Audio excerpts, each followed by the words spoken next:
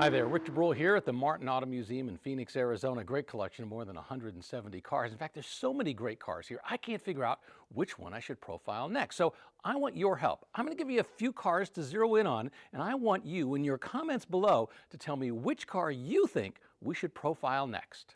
You had me at Super Sport. In this case, it's a 1966 Chevrolet Impala with a 396 cubic inch engine under the hood. One of my all-time favorite body styles. This came out from Chevrolet in 1965. I love the way the fenders go back, the nice way it slides into the rear, and look at that beautiful red interior convertible. Now, this has to be a definite possibility. I'm a big fan of the Pantera. In this case, it's a 1973 Daddy Pantera L. Of course, this was that marriage between Ford and the Italian company Daddy. Had that 351 cubic inch Ford engine underneath the hood or in the back of the car. Great mid-engine design. Should this be next? How about a 1949 Ford Woody wagon? It's got a 239 cubic inch V8 engine under the hood, 3-speed automatic transmission, but all of that pales in the fact that this is a Woody. Look at that beautiful wood that goes right down the side. What do you think about this one? Any Cadillac fans out there? This is a 1976 El Dorado convertible, 500 cubic inch engine, but amazingly only 215 horsepower. But look at the length of this thing. It just goes on forever. And I love how it's got this, we'll call it a parade top, someplace you could sit and enjoy. Yep, this Cadillac's a possibility. How about this LaSalle from 1937, a Cadillac LaSalle Coupe Series 50. This was one of the most spectacular designs of the 1930s. You have to realize just a few years earlier, there were very boxy looking cars coming out of the American car manufacturers, but this one, boy, the aerodynamics, the design, I love the Rocketeer hood ornament. I think this one absolutely has to be considered, but should we do it next? Are you into fun and quirky? How about this, a 1970 Kaiser DJ5 mail truck? Might be fun to tell the story, not just of how Jeep and Kaiser was involved in making this vehicle a long time ago, but also the evolution of the mail truck. So this is definitely one we need to consider. Remember Ed Big Daddy Roth? Well, this is from Little Daddy Roth, his son, who created this in the style of what his dad used to create. But as you can see, it is a very wild custom. Now, it's very different than everything else here at the museum, but this could be a fun car to profile as well. Say you're in the mood for something a little more exotic, well, how about a 2001 Ferrari 360 Spider? 395 horsepower. I love the aluminum frame they put together, much different than the predecessors that came before it.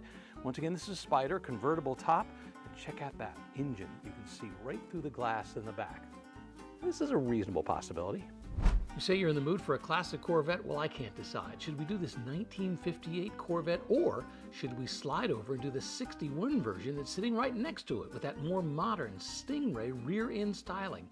I just don't know. They're both here in the Corvette room. 58 or 61? How about an Avante? In this case, it's the Avante 2. Now we can tell the entire story of how Studebaker started with the Avante and how a variety of other folks picked it up and continued to run with the various evolutions of the Avante for some time.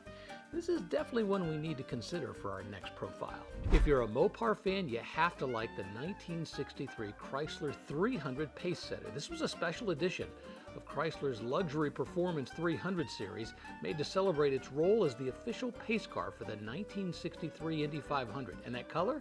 Well, pace car blue, of course. Who remembers the Kaiser? They were only in the car business here in the U.S. for a decade after World War II. It had a powerful inline-six engine, and this 1951 Kaiser offered a smooth ride and standout style. In fact, a brand new body in 1951 that was actually lower than most cars. So who wants our next chapter in the automotive evolution to be an orphan car? We could go for the Packard. You know the old saying, ask the man who owns one? This particular one is a 1950 Packard Deluxe. It's got a 288 cubic inch engine, 135 horsepower, and I really love the sunshade on this one. What about the hot one, a 1955 Chevy? In this case, it's the 210 model. This is really the birth of an icon. You know, the car that introduced the world to the legendary small block V8 engine that delivered power and performance like never before. Sleek, stylish design with distinctive chrome accents, the 55 Chevy marked a turning point in automotive history.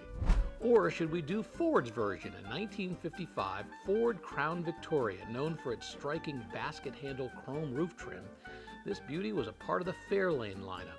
It's got stylish two-tone paint and a powerful Y-block engine. To be honest with you, that barely scratches the surface of all the cars we have here at the Martin Auto Museum, but it's a start. So which car do you think I should start working on next for a profile in our Automotive Evolution series? Let me know in the comments below.